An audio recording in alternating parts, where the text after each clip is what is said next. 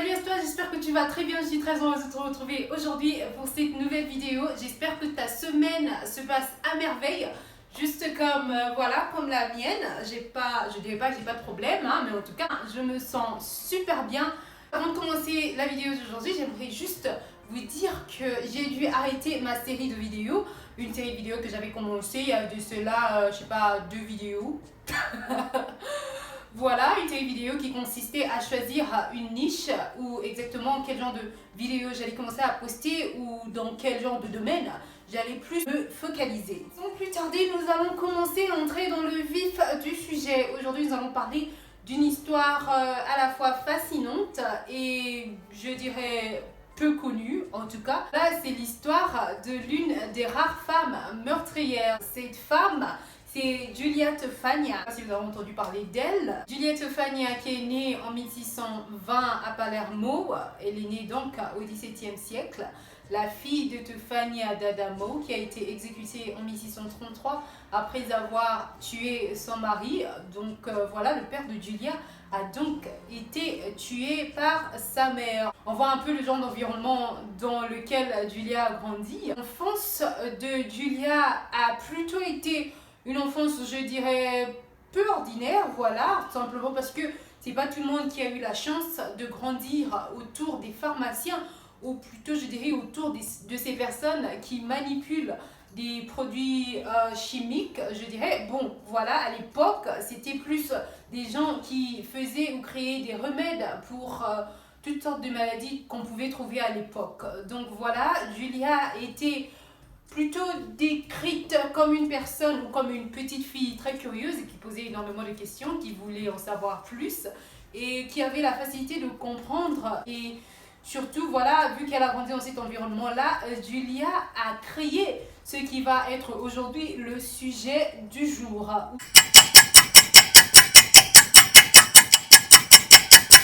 Qu'est-ce qui a rendu Giulia aussi célèbre? C'est ce fameux poison fait à base d'arsenic, de la belladone et du plomb appelé aquatofana. Vous l'avez deviné, aqua qui veut dire de l'eau et tofania qui veut dire, bien sûr, qui vient de son nom. What do you think? I mean, tofania qui venait de son nom. Les légendes racontent que Giulia a eu la recette de aquatofania de sa mère et il y a certaines légendes qui disent voilà, qu'elle a développé toute seule avec sa fille à ses côtés. Alors, aquatofania qui était au départ, comme je vous l'ai dit, un produit cosmétique. Bon, Giulietta Fagna qui distribuait deux types de produits. Il y avait de ce qu'on appelle, ou ce que j'appellerais aujourd'hui des sérums, qu'on met en dessous des yeux pour les femmes qui connaissent ce genre de produit. C'était un peu comme un mini sérum qu'on mettait au-dessus des yeux, ou en dessous des poches des yeux, qui avait comme particularité de dilater les pupilles des yeux. Je ne sais pas trop, mais apparemment à l'époque, avoir les pupilles dilatées, c'était un signe de beauté. Pour quelle raison, je ne sais pas, it was the trend, c'était la mode, et voilà. Donc, on va pas les accuser, on va pas... Voilà, c'était un peu ça. Aujourd'hui, on n'aime pas trop les pupilles dilatées, mais ça n'empêche qu'à l'époque, c'était très jeune. Voilà, ces pupilles dilatées étaient fabriquées à base de la belladone, comme je vous l'ai dit, qui est une plante dont les fruits pouvaient facilement être confondus à des cerises. C'est une plante très dangereuse, mais qui a l'air plutôt inoffensive, voilà, comme toute plante. Et voilà, si vous ne faites pas trop d'attention, vous pouvez facilement confondre la plante de la belladone, vous pouvez facilement confondre la plante de la belladone avec voilà, des fruits de cerise. Voilà, c'est comme ça que c'est. I know it's not fair, but you just gotta be careful out there and watching what you're eating. Don't want to die here because you got things confused. Et cet arsenic qui servait au départ pour la création des poudres qui servaient à rendre la peau de ces femmes pâle. La peau pâle à l'époque aussi, vous pouvez voir même dans certains films ou dans certains documentaires, on vous montre que la peau pâle était plutôt jolie en tout cas. Le plomb qui est un métal dont vous avez certainement vu les éléments dans votre tableau périodique pour ceux et celles qui ont fait de la chimie avec un nombre atomique 82. Je n'ai pas vraiment fait de la chimie, mais j'en connais quelque chose. C'est ainsi que Giulia va au départ commencer un business de produits de beauté. Laissez-moi vous rappeler que au XVIIe siècle, il n'y avait pas une si grande variété de produits de beauté ou de make-up comme on le voit aujourd'hui. C'était l'une des femmes rares qui pratiquait, qui était dans ce field-là ou dans ce business-là en tout cas. Et voilà, c'est comme ça que madame va tourner ce business de beauté en un business obscur. C'était obscur, c'était bizarre, c'est parti de she wanna help people feel beautiful to she's killing men. Elle a été décrite comme l'amie des femmes faibles, ou plutôt les pôles qui soutenaient ces femmes faibles. Qui étaient ces femmes? C'était les femmes victimes des violences conjugales, des abus sexuels, des violences psychologiques. Elles n'étaient pas vraiment considérées. Donc la plupart d'entre elles qui entraient dans des foyers avec des maris violents voulaient à tout prix, ou en tout cas la plupart d'entre elles, voulaient à tout prix sortir de ces relations toxiques. Donc voilà, elle faisait tout recours à la potion de Giulia Tofania. Donc c'est ainsi qu'après l'exécution de sa mère en 1633 que Giulia Tofania va commencer son business. Donc elle a opéré pendant plus de 10 ans, entre 1633 et 1651, lors de son arrestation et de son exécution. Puisque Aquatofania était un poison qui n'avait ni odeur ni couleur, donc comparable à de l'eau, elle pouvait être très facilement et très subtilement introduite dans les maisons sans que personne ne se doute de quoi que ce soit. Et les dosages de l'Aquatofania se faisaient en quatre étapes, je dirais, selon ce que Giulia Tofania prescrivait à ses clientes. La première étape qui servait à donner une sensation de froid ou une sensation de fièvre à ses victimes. La deuxième étape qui servait à les rendre un peu fous, je dirais, qui créait des hallucinations, qui créait des troubles de sommeil, des troubles de mémoire et énormément de symptômes à part ça.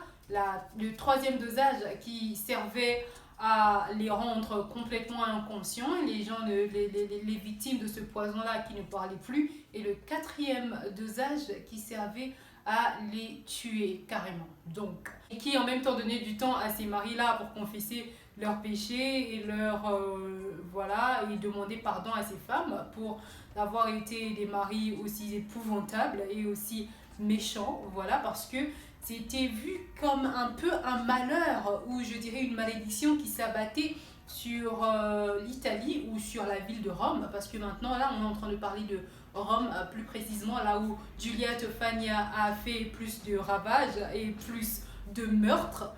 Donc voilà, c'est à partir de ce poison-là que ces hommes pouvaient confesser leurs péchés, pouvaient demander pardon, et certains d'ailleurs pouvaient aussi rédiger des testaments, ce qui à la fin bénéficier ces femmes veuves-là, entre guillemets, ces pauvres femmes qui devenaient veuves et qui devenaient somehow aussi riches à partir de l'argent des biens de leur mari. Alors comment s'est donc passée l'arrestation de Giulia Tofania? C'est lors d'une visite de l'une de ses clientes que commence le déclin de Giulia Tofania. Qu'est-ce qui s'est exactement passé? C'est après cette visite chez Giulia Tofania que cette cliente, en rentrant chez elle, après avoir bien entendu écouté toutes les instructions sur comment mettre le poison ou comment exécuter le plan qu'elle avait de tuer son mari, la cliente rentre chez elle après le premier dosage, après avoir mis le poison dans la nourriture de son mari. Elle ne supporte pas de le voir manger cette nourriture. Qu'est-ce qui se passe?